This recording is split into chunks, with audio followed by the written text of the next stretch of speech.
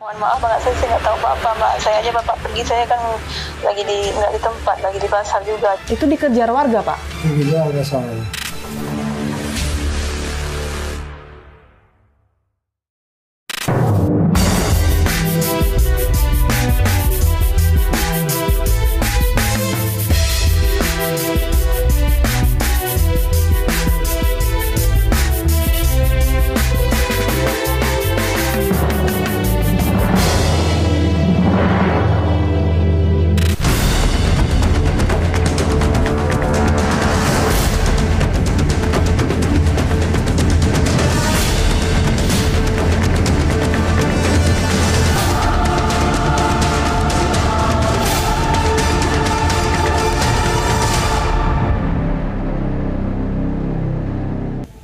Kasus meninggalnya bos rental di Pati, Jawa Tengah masih menyita perhatian publik. Sebelumnya, tim Fakta telah datang langsung ke desa Sumber Soko, Sukolilo, Pati, Jawa Tengah untuk mendengar kesaksian warga dan juga mengetahui kronologi dari suara warga setempat, pemirsa.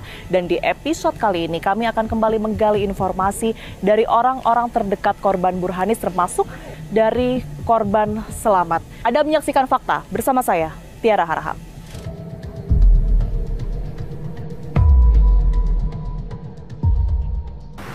Saya saat ini berada di Jalan Sumur Batu, Kemayoran, Jakarta Pusat, pemirsa, dan akan mendatangi kantor atau pusat rental milik Burhanis ya.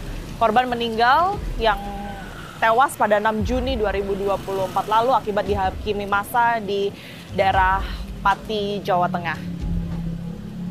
Saya sudah janjian dengan Pak Nata yang merupakan orang yang sering membantu Burhanis dalam menagih atau meminta kembali barang sewaan, kendaraan sewaan yang dipinjam oleh penyewanya. Selamat siang, Assalamualaikum. Waalaikumsalam, Pak Nata, ya. Mbak. Iya, Mbak. Iya, saya Tiara dari Fakta TV One, Pak Iya, Nata. iya. Pak Nata, Iya. ini kan masih berkaitan dengan kejadian kemarin ya, Iya, tewasnya almarhum Burhanis. Iya. Sebelumnya mungkin boleh diinformasikan juga hubungannya dengan Pak Nata ini karyawannya kah, Pak Nata, atau seperti apa? Ya kalau dibilangin karyawan, ya monggo. Pak Haji pernah bilang udah lo kayak saudara saya aja. Pak Nata tahu ya, unitnya yang kemarin hilang ini sebelumnya mungkin bermasalah, sudah sekian bulan hilang, proses peminjamannya seperti apa? Alhamdulillah waktu itu emang saya sempat ngeliat doang, ada seseorang datang ke rental, dia mau nyewa mobil. Pak ada mobil nggak? Dia bilang Ada gitu. mobil, ya? Ada, Pak Haji bilang. Mobil kuat Pak, dia bilang gitu. Oh kuat, soalnya saya mau pergi agak jauh nih Pak. Oke, berarti pihak yang kemudian menyewa mobil Honda Mobilio ini di bulan Januari. Iya. Pak Nata ketemu langsung sama orangnya. Iya betul. Ingat namanya mungkin Pak? Waduh namanya saya lupa Mbak. Itu kan antara duduknya antara saya di sana, beliau di sana. Oh tapi perjanjiannya di sini ya? Iya perjanjian di Proses sini penyewaan itu awalnya ya? penyewaannya. Berapa lama perjanjian dia mau nyewanya ini berapa Oh lama? 2 bulan. 2 bulan? 2 bulan. 2 bulan dan dibayar di muka sebulan dulu. Tapi pada saat itu berarti lebih dia, kalau si yang kasus Pati ini Ya. menggunakan kendaraan motor Ya. sebagai jaminannya atau dokumen? Oh dokumen Mbak. Waktu itu Dokumen. dia pas dokumen doang, KTP. KTP. Doang. Berarti sebenarnya masih disimpan ya? Iya. Kalau Karena- siapa-siapanya namanya, lokasinya juga. Karena semua satu tas itu tidak ada di Pati itu ya. Pas ada kejadian di Pati, Pak Haji kan sempat bawa tas itu Mbak. Tas ransel itu semua berkas sama kunci serep mobilnya Pak Haji semua. Itu yang di mobil yang dibakar itu kan? Iya betul. Oke. Nah, terus gimana ceritanya tuh sampai pada akhirnya nggak ada kabar, terus sudah ada sinyal-sinyal kalau mobil ini dibawa lari, nggak akan kembali, itu gimana? Awalnya itu mobil pertama, di bulan pertama emang benar itu mobil kelihatan terpantau di daerah Serang. Dan di bulan kedua itu mobil sudah masuk di daerah Jawa. Jawanya di mana? Saya kurang tahu Jawanya di mananya, gitu. Jawa Tengah pokoknya. Aha. Nah, sempat beliau ngomong sama saya, Ki, nanti kita ke Jawa yuk, dia bilang gitu. Kenapa emang? Ini ada mobil yang nyangkut, dia bilang begitu. Pembayaran juga mencret-mencret nih. Terus sekarang udah nggak ada sih komunikasi. Terus saya bilang sama almarhum, Berarti mobil yang kemarin itu, Ji? Iya, yang kemarin. Oh ya udah. Udah gitu nih GPS sekarang udah hilang-hilang nih, dia bilang gitu. Udah susah, dia bilang gitu. Ya udah, Pak Haji tentuin aja kapan mau berangkat ke sana. Saya bilang gitu. Saya siap kok, saya bilang gitu. Oke deh, Ji ya. Berarti itu kan 1 bulan pertama lancar awalnya. Iya. Mulai nggak lancar itu di bulan kedua. Di bulan kedua, Mbak. Di bulan kedua. Komunikasi apa yang udah pernah diupayakan waktu itu? Di bulan kedua itu dia pernah sempat ngasih uang 500.000. Oke. Itu orang sama ke Pak Haji. Dia bilang nanti sisanya kita transfer lagi. Dia bilang gitu. Ya udah jangan lama-lama, Pak Haji ngomong gitu, Mbak. Ya, Apa waktu itu alasannya apa? Kenapa cuma bayar 500.000? ya karena belum dikasih dari bosnya, dia bilang gitu. Oke. Gitu. Ada kesulitan lah ya? Iya, ada kesulitan. Kapan Pak Burhanis ini tepatnya memutuskan, oke, akan berangkat ke Pati? Itu sepengetahuan Pak Nata nggak? Tidak tahu. Nggak tahu. Dia tidak ada cerita. Saya mau pergi, dia nggak ada. Oke, ada 3 orang yang diajak kemarin, yang Iya. juga menjadi korban. Ini Pak Nata kenal? Alhamdulillah saya kenal, Mbak. Iya, siapa itu? Itu Karyawan dia, juga kah? itu tadinya dia supir angkot. Supir angkot M37. Nah, diajaklah sama Pak Haji Burhan. Hubungannya dengan Pak Burhanis? Oh. Dulu Pak Haji Burhan ini punya angkot, Mbak. Oke. Karena angkot sudah tidak ada trayek, ya dia mungkin kasihan kali, mungkin waktu mau berangkat dia ngeliat ke sana, wah ada orang itu, ya udah diajak lah. Kalau sepengetahuan Pak Nata, karena Pak Nata ini kan lumayan sering ya ikut Ya. dengan Pak Burhanis, Ya. membantu beliau Ya. begitu untuk menarik kembali barang sewaan, kendaraan sewaan. Iya betul, Mbak. Prosedurnya seperti apa sih? Ya, kalau sama-sama saya ini biasanya nggak pernah arogan kayak yang di Pati ini, Pak Haji ini. Nggak susah. Nggak susah. Kalau saya, sama saya ini selalu Mbak ya, saya ini dampingin, saya tanya, Mama, contohnya ada mobil di depan. Saya tanya dong tetangga sebelah. Saya tanya orang yang terdekat di situ, ini mobil orangnya kemana sih? Dia bilang gitu. Oh Pak, orangnya itu. Ya akhirnya saya komunikasi sama beliau. Ya alhamdulillah, dikasihlah unit itu. Oke. Di situ dia minta tolong, nanti kalau seandainya yang rental lagi datang ke tempat Bapak, tolong kabarin saya. Nah, kalau dari yang Pak Nata tahu mungkin, ini kan yang sudah beredar pelaku atau tersangkanya ini adalah AG. Iya. Rumah AG ini juga yang kemudian ini diparkiri oleh mobil tersebut, Unit, iya. oleh unit tersebut gitu ya. Yang nyewa langsung ini bukan AG ya, Pak? Iya, bukan. Nata tahu ya? Bukan AG. AG ini, itu kan dia bilang kan, dia boleh minjam. Kalau kategori boleh minjam itu alibi kalau saya bilang, omongan dia. Ya AG inilah yang megang unit yang dia terima gadean. Oke, tapi antara Pak Burhanis dan juga AG ini tidak saling mengenal? Tidak kenal, sama sekali tidak Tidak ada kenal. perjanjian apapun juga? Tidak ada perjanjian apapun. Kalau berbicara soal wilayah Patinya sendiri, Pak Nata ini sudah berapa kali unit milik Pak Burhanis ini disewa ke daerah ini? Ini baru sekali, Mbak. Baru sekali? Baru sekali. Baru ini doang. Tapi memang sering ya dibawa keluar kota dalam waktu yang lama. Ini kan soalnya orang-orang juga menyoroti. Iya. Publik juga menyoroti gitu. Ini Iya. masa sewanya lama juga ya, dua Dua bulan. Ini banyak yang kayak gini juga sebelumnya? Banyak, Mbak. Banyak, bahkan ada yang 2 bulan setengah. Ada bahkan kalau yang jujur aja ya, Mbak ya. Kita ngomong bicara yang jujur aja nih. Umpama nyewa 3 bulan, dibalikin 2 bulan setengah, Mbak. 2 bulan setengah. Nah, terus Pak Haji bilang, kan masih sisa waktunya nih. Udah nggak apa-apa Pak Haji, orang udah selesai kok proyek saya, mamanya. Itu contohnya alibinya dia. Tapi emang sih yang biasanya begitu orang yang nggak nakal. Pak Nata, makasih banyak ya, Ya, informasi Mbak. dan juga ceritanya. Kita harapkan tentunya ini nggak terjadi lagi gitu Siap. ya. Siap. Untuk penyewa nakal yang tadi sempat diceritakan oleh Pak Nata. Ya, Makasih banyak. betul. Makasih. Kita temukan fakta selanjutnya. Pak Arifin digebukin ini gimana ceritanya? Itu dari kemarin.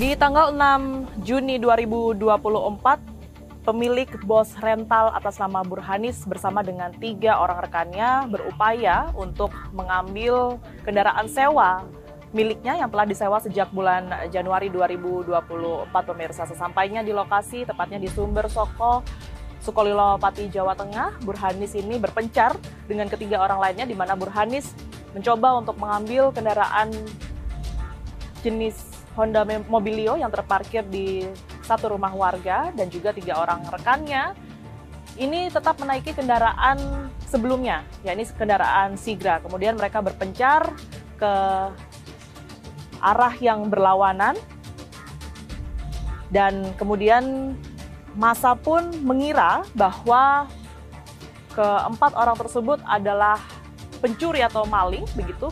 Dan tidak lama kemudian massa langsung melakukan pengejaran dan penghakiman massa, sehingga kendaraan yang ditumpangi oleh 3 orang rekan Burhanis ini harus melaju ke arah hutan.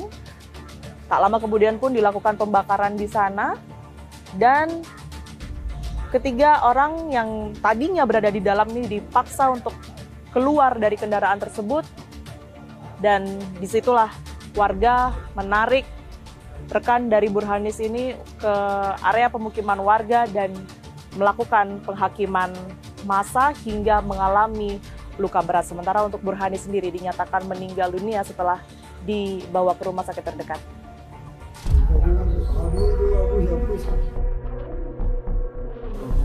Bapak udah nggak inget ya itu bagian-bagian dan ngapain aja ya? Iya.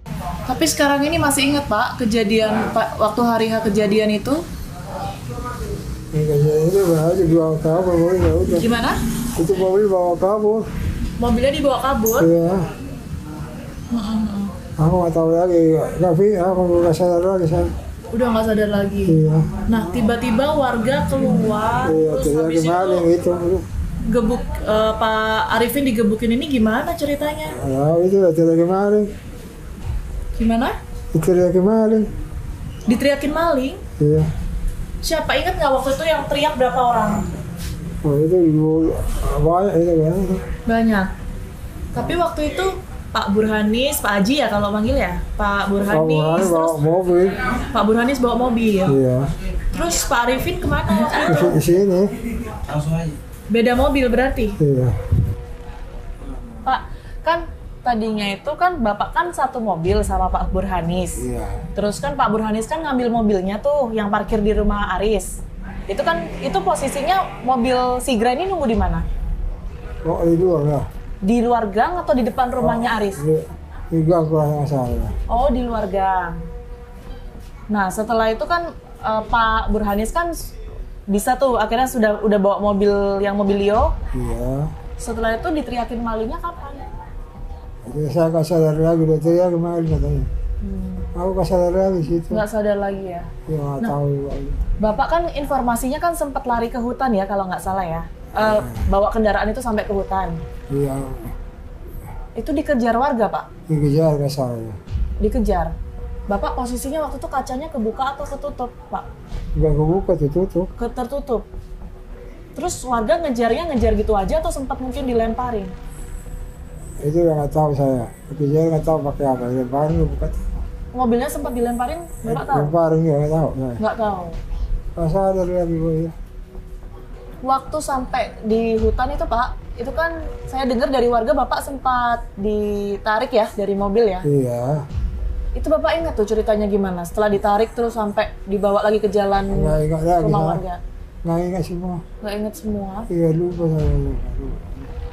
Oke, ini memang saya bisa berkesempatan ya untuk menjenguk, kemudian juga melihat secara langsung, mendengar cerita langsung dari Pak Arifin. Pak Arifin ini adalah 3 rekan dari almarhum Burhanis yang pergi bersama ke Sukolilo, Pati, Jawa Tengah pada tanggal 6 Juni 2024. Pak Arifin ini adalah korban selamat begitu ya, tapi Anda bisa lihat pemirsa bahwa kondisinya saat ini betul-betul parah, sekalipun beliau ini juga sudah keluar dari rumah sakit begitu. Saya bisa melihat adanya luka-luka jahitan di kaki, bahkan sekujur tubuh ya, sampai kepala, tangan juga, jari.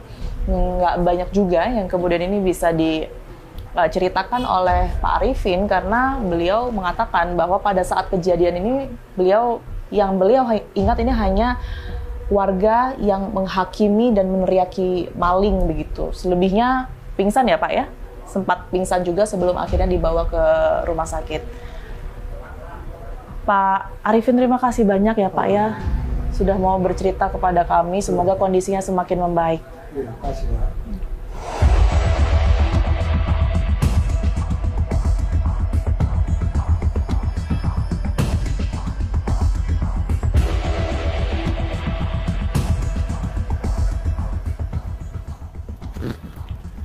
Hari ini kami akan mencoba untuk datang ke rumah keluarga atau istri dari almarhum Burhanis yang berlokasi di kawasan Cempaka Baru, Kemayoran, Jakarta Pusat, pemirsa.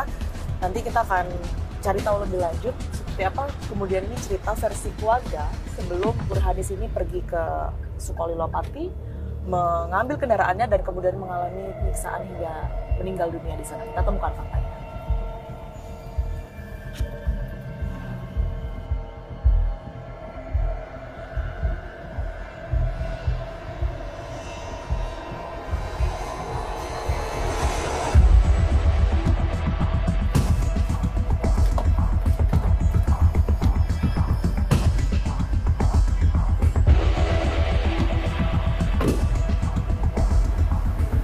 Saya sudah sampai pemirsa di alamat yang memang sudah diinformasikan.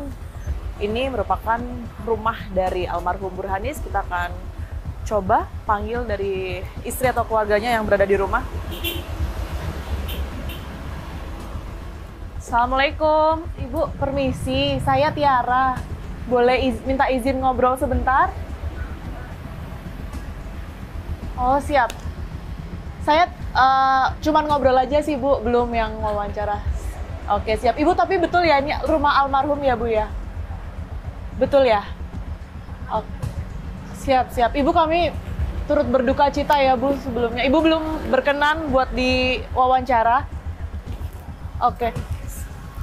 Mungkin maaf kalau dari Masnya boleh nggak saya ngobrol sebentar aja? Belum berkenan juga ya? Oke siap. Ya, kami turut berduka ya Mas ya sebelumnya ya. Kasih. Halo Ibu. Salam. Ibu, Ya, maaf saya Mbak, ganggu ya. lagi. Saya yang tadi di depan rumah Ibu. Halo. Ya Assalamualaikum. kenapa Mbak? Ya kenapa Mbak? Ibu mohon maaf, saya sebelumnya ikut berduka cita ya Bu ya atas peristiwa yang menimpa Bapak. Kalau Terima kasih Mbak. Ibu maaf ini kalau Ibu berkenan mungkin saya boleh nggak ngobrol sebentar, cuman ingin tahu aja. Aduh, mohon maaf banget Mbak. Mohon maaf banget saya nggak tahu apa-apa Mbak. Saya aja Bapak pergi, saya kan lagi nggak di tempat, lagi di pasar juga. Jadi kalau masalah informasi sebaiknya tanya ke ini aja Mbak. Kita udah serahkan kepada kepolisian di Pati Mbak. Oh Ibu lagi di sana, saya di sini nggak tahu juga. pada saat kejadian Ibu di pasar ya, tapi di Jakarta kah? Ya mohon maaf Mbak, saya nggak bisa memberikan keterangan Mbak. Mohon maaf banget Mbak. Saya lagi pusing Mbak, banyak banget urusan saya Mbak ya. Mohon maaf ya. Iya Bu, kami paham. Ibu izin Ibu. Ya. Halo. Ibu, Ya, punten mohon kalau maaf, misalnya Mbak. saya cuman mau sekedar dengar cerita Ibu aja yang pertama Mohon kali maaf, Ibu Mbak. Saya dengar nggak bisa memberikan keterangan Mbak. Mohon maaf banget Mbak. belum bisa ya. Oke. Ya, kami juga baru saja mencoba untuk menghubungi istri dari almarhum Burhanis melalui telepon. Beliau mengangkat, tetapi sekali lagi menegaskan kepada kami bahwa masih belum bisa untuk kemudian dimintai keterangan atau menceritakan seperti apa kronologinya karena pada saat kejadian di tanggal 6 Juni 2024 tersebut, istri dari almarhum Burhanis ini memang tidak berada di rumah, melainkan sedang berada di pasar begitu, sehingga tidak mengetahui persis seperti apa kemudian ini kejadian. Dia hanya menerima informasi dan informasi tersebut ini juga masih belum bisa kami konfirmasi dari mana awal mula keluarga mengetahui tewasnya Burhanis di Sukolilo-Pati, Jawa Tengah, pemirsa. Kita temukan fakta lain. Yang menguasai mobil rental yang digelapkan atau dijual putus itu biasanya memang di rumah-rumah.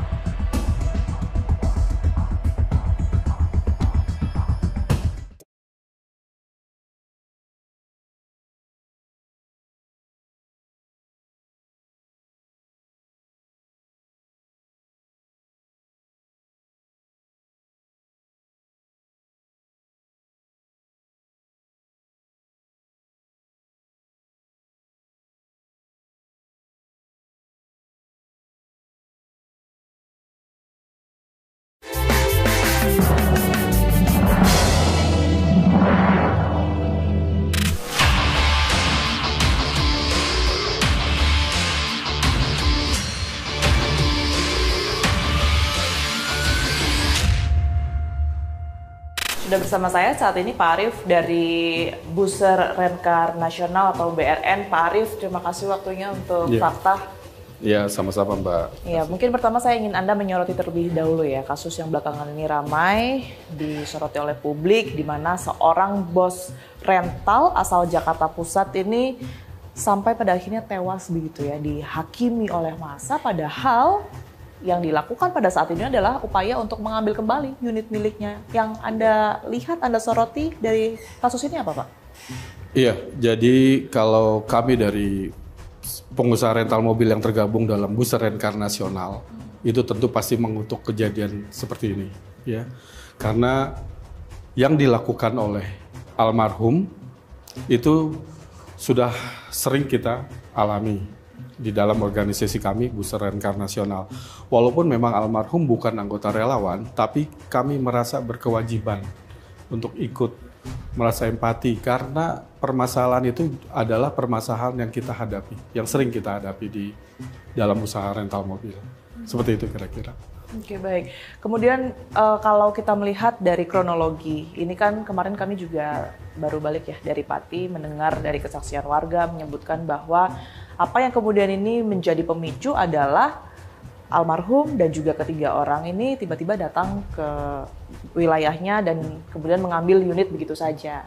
Nah, kalau Anda melihat, mungkin tadi sempat disinggung oleh Pak Arief, banyak kasus seperti ini, tapi untuk secara prosedur seharusnya seperti apa bagi mungkin pengusaha rental yang akan mengambil kembali unit atau mobil-mobilnya ini? Iya, baik. Jadi kalau bagi kami pengusaha rental mobil, kalau kita lihat kasusnya Pak Burhan ini kan sudah mulai dari tahun 2023. Okay. Sudah dilaporkan ke polisi bulan April. Dan tiba-tiba Pak Burhan itu ke lokasi. Ke lokasi pasti karena ada sebabnya. Mungkin karena GPS-nya kembali on. Mungkin sebelumnya GPS-nya mati dan kembali on. Dan biasanya kita pengusaha rental mobil begitu on, kita langsung ambil kesempatan itu. Kita langsung datangi. Kita langsung datangi ke lokasi tersebut. Biasanya kalau kita datang itu kita nggak langsung mobil itu kita biasanya tanya dulu nih. Mobil itu dipegang oleh siapa? Kan kita selalu bawa bukti perlengkapan mobil. Bukti perlengkapan mobil itu biasanya surat, kalau leasing ya surat leasing, ya, BPKB, fotokopi SNK, dan kunci serep. Karena dari showroom mobil itu kita dapat kunci serep. Sebenarnya prosedur yang seharusnya dilakukan ini seperti apa? Apakah memang harus datang bersama pihak kepolisian kah? Atau pendekatan 1-2 hari terlebih dahulu kepada warga? Bagaimana? Ya, jadi kalau di Buser Rencar Nasional, kita tuh punya standarisasi eksekusi ya. Jadi yang pasti awal kita bawa adalah bukti kepemilikan unit. Bukti syah bahwa kita pemilik unit itu. Kemudian yang kita lakukan dokumen-dokumen ya. Ada kalau leasing, bukti leasingnya, bukti pembayaran leasingnya, apa segala macam. Lalu kita berkoordinasi dengan relawan terdekat. Karena di BRN itu kan organisasinya relawannya ada 2.000 lebih. Ya. Di setiap kota kita ada. Nah, kita langsung koordinasi dengan relawan terdekat. Kayak saya kejadian itu mobil saya di Pati, saya belum tentu juga saya harus datang ke Pati.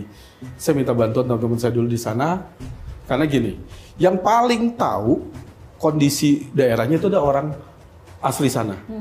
Kita kadang-kadang kalau orang Jakarta dari bahasanya aja sudah pasti beda, ya. Gaya stylenya sudah pasti beda. Tapi kalau kita bawa teman-teman kita di sana, tentu mereka mempunyai komunikasi yang lebih baik dari kita. Mungkin mereka bisa menggunakan bahasa yang sama, gestur tubuh yang sama. Kita koordinasi dulu dengan teman-teman. Kalau begitu dilihat kelihatan alot atau mengarah ke suasana yang nggak kondusif ya, kita bilang. Mulai ada pengerahan massa, ada emosional, segala macam. Biasanya kita mundur dulu. Tapi sering kayak gitu? Sering. Kita mundur, terus kita siapkan yang lain. Adalah tadi laporan polisi. Laporan polisi, terus kita datang tuh ke Polsek ya, mau kayak di Pati, kejadian di Pati ya kita datang ke Polsek Pati. Kita kasih tahu ini ada laporan polisinya Pak, mobil kita ada di lokasi sini, di desa sini, kita minta butuh pendampingan. Dan kalaupun mereka agak susah juga, kita akan kita meminta mereka negosiasinya juga di Polsek.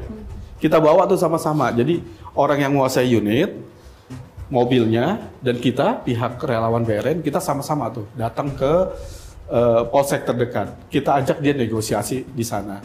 Biasanya kita minta polisi untuk menjadi penengah di situ. Seringnya di mana sih? Seringnya di tempat umum kah atau memang di rumah-rumah warga, rumah-rumah yang menguasai unit tersebut? Iya, gini, kalau yang menguasai mobil rental yang digelapkan atau dijual putus itu biasanya memang di rumah-rumah. Di rumah-rumah ya? Di rumah-rumah. Itu hampir rata-rata di rumah dan di perkampungan. Kita banyak, kalau di Bus Renka Nasional tuh kita punya namanya peta induk relawan BRN. Di peta induk itu ada daerah-daerah yang sudah kita kasih tanda merah-merah. Pati gitu. termasuk di dalamnya tidak? Ada, Pati kalau nggak salah di relawan kita tuh hampir 2 atau 3 kali kejadian di sana. Yang kemudian sering dijumpai oleh teman-teman BRN ini modus-modusnya seperti apa sih? Penjahat rental mobil itu punya berbagai macam modus, ya. Salah satunya adalah kita punya yang namanya istilahnya pemetik. Pemetik itu tugasnya adalah untuk memetik unit. Mau caranya bagaimana? Dia petik tuh mobil dari pengusaha rental. Begitu dia petik, dia tuh udah punya lagi jaringan. Nah, jaringannya itu macam-macam, ya. Ada pemain aplikasi gini. Kalau Mbak leasing mobil, kredit mobil, ada surat leasingnya. Nah, ini surat leasingnya dipalsukan, dinamakan sesuai nama, umpama saya ini penjahatnya nih, sesuai nama saya, nomor mobilnya yang saya ambil dari perusahaan rental. Itu namanya pemain aplikasi. Nah, Mbak, kita minta, ini kita jual nih mobilnya, ini murah, kita lagi butuh uang, apa segala macam. Di bawah pasaran, nanti STNK, baru STNK-nya, BPKB-nya nanti nyusul. Nah, itu salah satu yang paling sering digunakan bahasa-bahasa manis seperti itu. BPKB-nya nyusul, ini masih atas nama saya. Jadi mereka bisa copy itu aplikasi dari perusahaan leasing.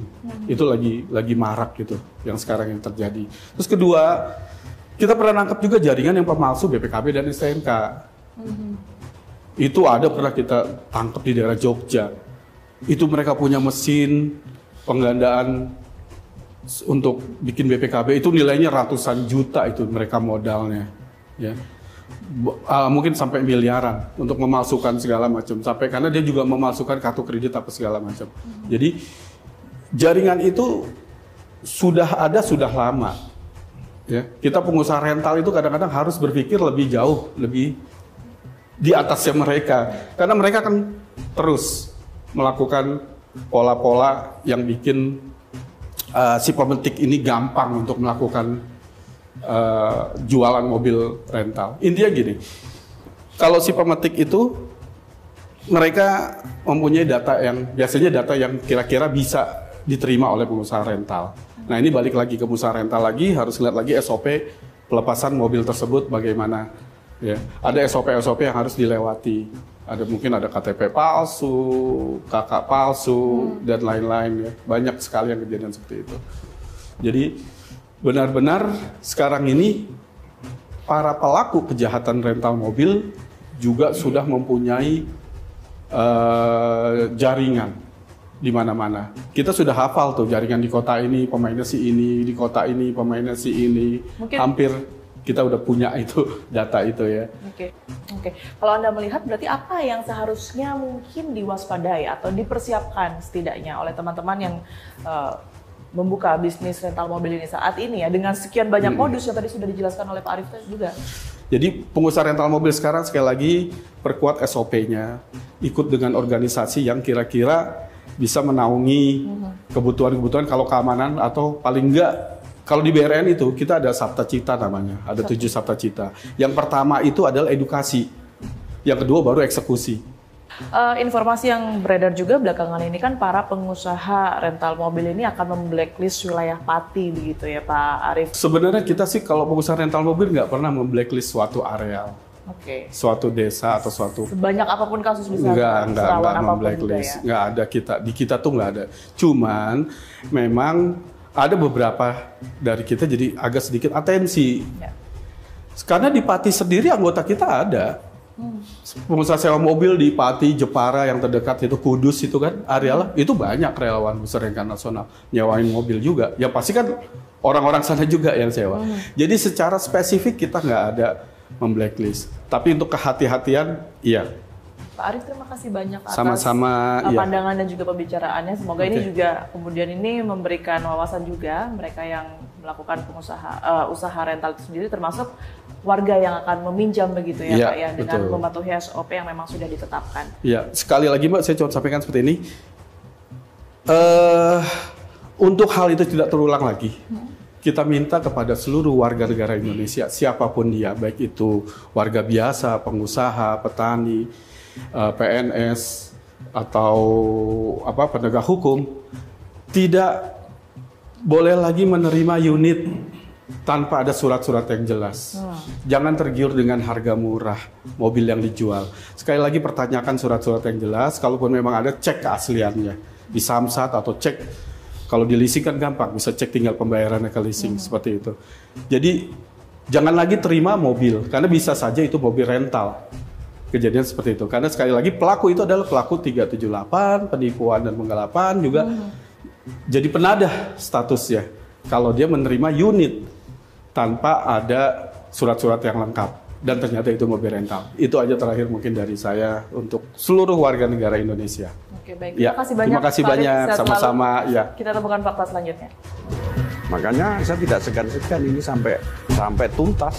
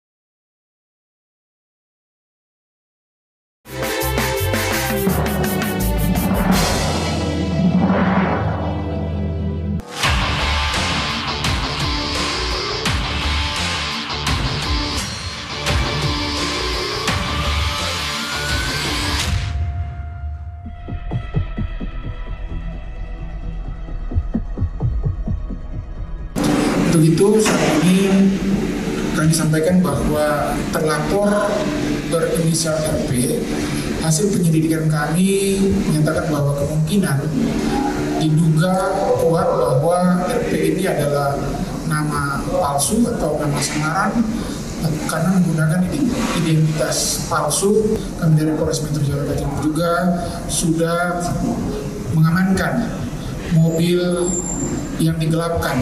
Kebetulan pada saat kami mengamankan mobil tersebut, seperti yang juga disampaikan oleh pelapor pada saat laporan kepada kami, bahwa mobil tersebut telah berganti identitasnya pada plat nomornya.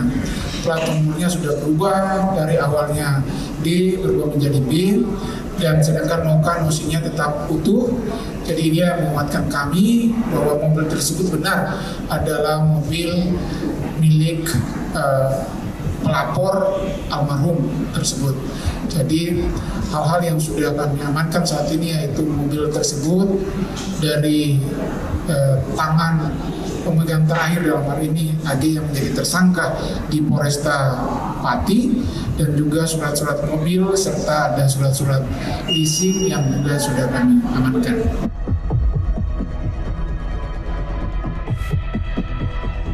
Saya akan menemui Kapolda Jawa Tengah, Irjen Pol Ahmad Lutfi, untuk mengetahui seperti apa kemudian ini penanganan lanjutan dari pengeroyokan bos rental di Pati, Jawa Tengah, dan juga menanggapi isu kampung penadah yang kemudian ini ditujukan untuk wilayah Pati, Jawa Tengah. Kita temukan faktanya.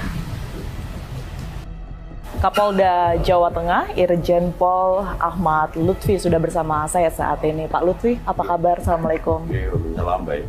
Sedikit mungkin update informasi mengenai yang kasus kemarin, Pak Lutfi.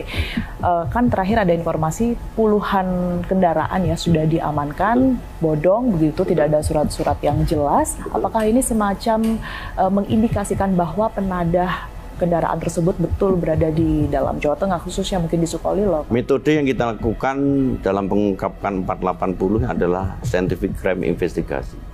Jadi kita punya metode namanya sentripetal. Sentripetal itu dari TKP kita kembangkan keluar. 21, operasi yang kita lakukan tidak hanya di Sukolilo. Jadi 3 kecamatan itu kita sapu dengan operasi.